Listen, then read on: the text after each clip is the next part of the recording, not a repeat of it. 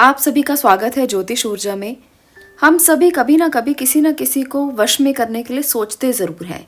ऐसे में अगर आप भी किसी को अपने वश में करना चाहते हैं तो आप इन उपायों को आजमा कर देख सकते हैं जो आज मैं यहाँ पर बताऊंगी। पर आप एक बात का ध्यान रखें, वशीकरण के तरीके आपको हमेशा एक अच्छा लाभ देंगे तभी देंगे जब आप किसी के लिए बुरा नहीं सोचेंगे।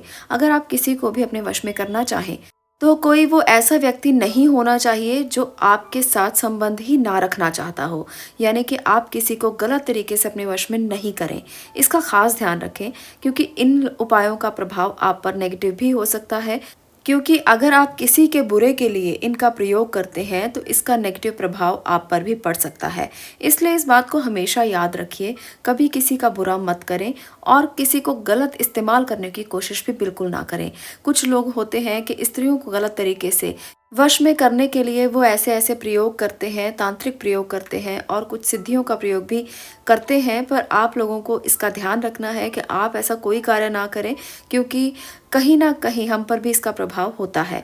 तो इसलिए अगर आप किसी को भी वश में करना चाहें तो वो व्यक्ति आपके ही किसी आसपास का होना चाहिए। और जैसे मान लीजिए कि कोई आपका कार्य नहीं कर रहा है, आप उससे कार्य करवाना चाहते हैं और आप चाहते हैं कि अच्छे तरीके से वो आपका कार्य संपन्न कर दे, तो आप ये प्रयोग कर सकते हैं। अगर आपको कोई पसंद है, आपके किसी व्यक्ति के साथ प्रेम संबंध है और उस व्यक्ति ने आपको बीच मझधार में छोड़ दिया है, वो व्यक्ति अब आपसे बात नहीं कर रहा या कर रही, वो कोई भी हो सकता है, मेल भी और फीमेल भी। अगर इस तरह से भी कोई समस्या है तो आप इसका प्रयोग कर सकते हैं अपने प्रेमी को वापस लाने के लिए, अपने पति को वापस लाने के लिए, पत्नी को वापस लाने के लिए, या अगर कोई दुविधाएं हैं, रिश्तों में कोई दिक्कतें हैं, परेशानियां हैं, तो इस वशीकरण प्रयोग का उपयोग किया जा सकता है। आपको मैंने बता दिया कि इसमें क्या आपको ध्यान रखना है, क्योंकि अगर बिना ध्यान से इन प्रयोगों को किया जाए तो उसका प्रभाव फिर आप पर भी होगा। इस बात को हमेशा याद रखें।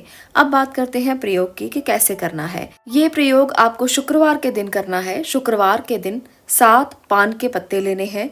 इन पान के पत्ते के साथ साथ आपने पानी लेना है और सिंदूर लेना है।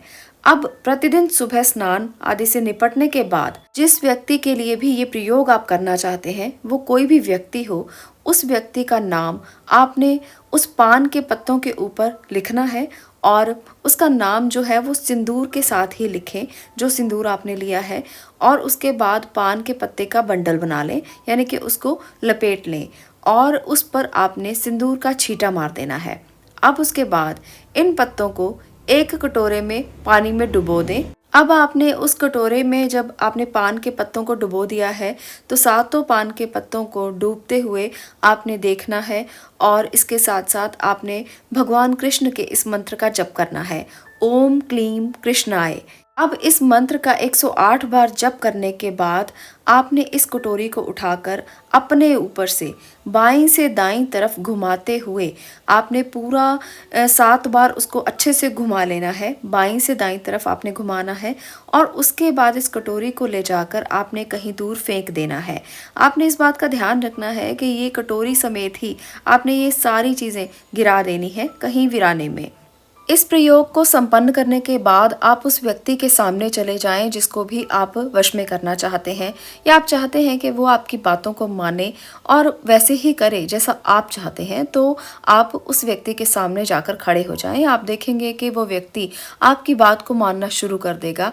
आप जैसा कहेंगे वो वैसा ही करने लगेगा और वो आपके वश में हो जाएगा। इसका मतलब ये नहीं है कि हर वो बात जो आप कहेंगे, जैसे उठ जाओ तो उठ जाएगा, बैठ जाओ तो बैठ जाएगा, ऐसा नहीं। आप उसके स्वभाव में परिवर्तन देखेंगे। आप देखेंगे कि जो व्यक्ति बहुत कड़वा था वो ठीक हो गया है, उसका स्वभाव ठीक हो गया है, वो आपकी बात को मानना शुरू कर देगा।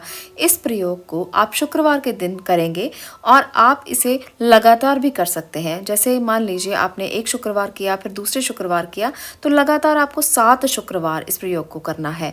ऐसा नहीं है कि पहली बार में ही आपको लाभ दिखाई देंगे। किसी किसी को 2 बार में, किसी को 3 बार में लाभ दिखने शुरू हो जाते हैं। तो आप इस प्रयोग को लगातार 7 शुक्रवार करेंगे, तभी आपको अच्छे लाभ प्राप्त हो सकते हैं। ये था हमारा आज का वशीकरण का उपाय।